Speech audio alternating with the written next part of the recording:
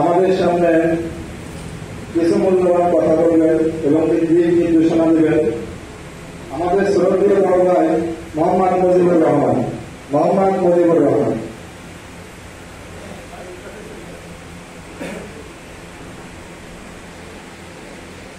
আসসালামু আলাইকুম।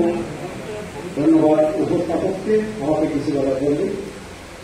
তো আমি বেশি কিছু বলবো না, সামান্য কয়েকটা ডিক্লারেশনের মধ্যে দেখেন, আপনার আমার এলাকায় আমরা যদি একটু লক্ষ্য করি, নিম্ন শ্রেণী থেকে উচ্চ শ্রেণী পর্যন্ত প্রত্যেকে বিগত সরকারের অনুদান বিভিন্ন সুবিধা ভোগ করেছে, কিন্তু আমরা যে শ্রমিক একটা সংগঠন, আমরা একটা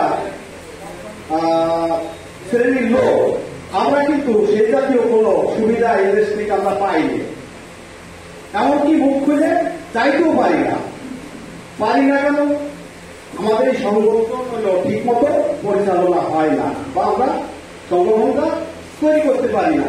যার ফলে দেখেন যে করোনার ভিতরে আমাদের অনেক লোক কাজ করে, কিন্তু ওই সময় আমাদের সিনিয়র যারা আছেন তারা বললেন যে তোমরা এই কাজগুলো করো, তোমাদের কিছু দেওয়া হবে। দুটো বিষয়, আমার আন্ডারে যে লোকগুলো ছিল তারা 1 কেজি চাইলেও পাইনি, 10 টাকাও পাইনি, অথচ আসার মানে কি ওই সময় বেশ কিছু টাকা তাদের কাছ থেকে হাতায় নেওয়া হয়েছে। তা আমরা এখানে যারা উপস্থিত আছি প্রত্যেকেরই কিছু না কিছু সাথী ভাই আছে, লোক আছে, তাদেরকে আহ্বান করবো আমাদের এই সংগঠন কিভাবে শক্তিশালী করা যায়।